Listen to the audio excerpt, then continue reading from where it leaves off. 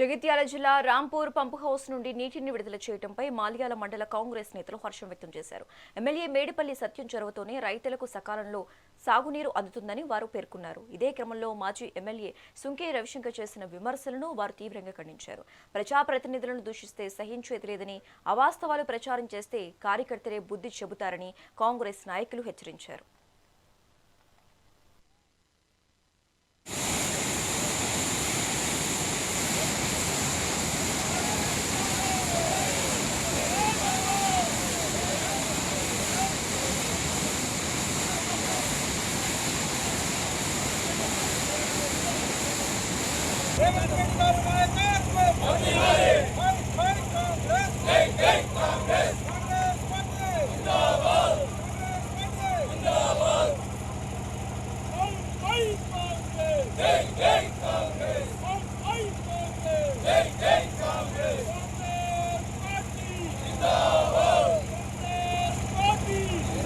రాంపూర్ పంపోజ్ వద్ద రైతులకు సకాలంలో నీరు అందించాలనే ఉద్దేశంతో తెలంగాణ రాష్ట్ర ప్రభుత్వం సీఎం రేవంత్ రెడ్డి గారికి చొప్పదండి శాసనసభ్యులు మేడిపల్లి సత్యం గారు చొరవ తీసుకొని ప్రభుత్వం దృష్టికి తీసుకుపోయి అడగనేదే అమ్మ అన్నం పెట్టదనే నాడుని తిరగరాస్తూ డాక్టర్ మేడిపల్లి సత్యం గారు రైతుల పాలిట ఒక రైతు బంధువుడుగా రైతులు అడగకున్నా వాళ్ళ అవసరం ఇంకా ఉన్న నీరు సరిపోయినా కానీ అడగక ముందే స్పందించి ఒక పంట కూడా ఎకరం కూడా ఎండిపోవద్దనే ఉద్దేశంతో నీటిని విడుదల చేయించడానికి కృషి చేసిన ఎమ్మెల్యే మేడిపల్లి సత్యం గారికి నా యొక్క కృతజ్ఞతలు ధన్యవాదాలు తెలియజేస్తూ, మరీ ముఖ్యంగా నేను ఒక పెద్ద మనిషి మాజీ ఎమ్మెల్యే రవిశంకర్ గారు వచ్చి ఆయన ఏదో ఇంకా మత్తు దిగనట్టున్నది, ఆయనకు అధికారం పడిపోయినా కానీ ప్రభుత్వం వడిపోయినా కానీ తనే ప్రభుత్వంలో ఉన్నట్టు తనే ఎమ్మెల్యేగా ఊహించుకున్నట్టు ఆయన ఏదో ఇక్కడ వచ్చి పోజులు కొడుతున్నాడు.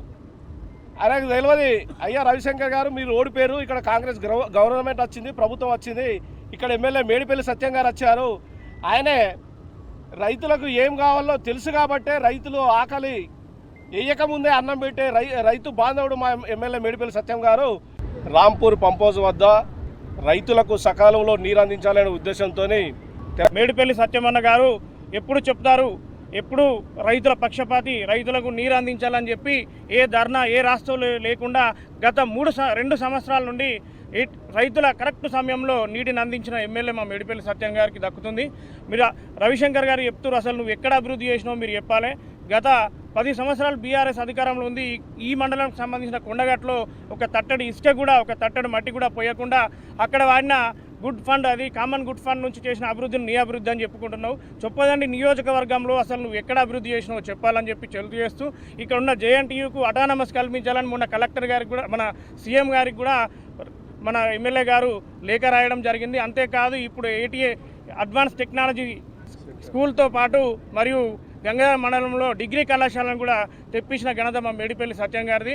రైతుల పక్షపాతి మేడిపల్లి సత్యమన్న గారు. ఈ కార్యక్రమం మేడిపల్లి సత్యమన్న మీద మీరు నన్ను వచ్చి చేసినటువంటి ఆరోపణలు వెనక్కి తీసుకోవాలి రవిశంకర్ గారు. మీరు చేసిన అభివృద్ధి ఎక్కడుంది? కమిషన్ల రూపంలో కనబడుతుంది. ప్రజలు అందుకే మీకు బుద్ధి చెప్పాలి.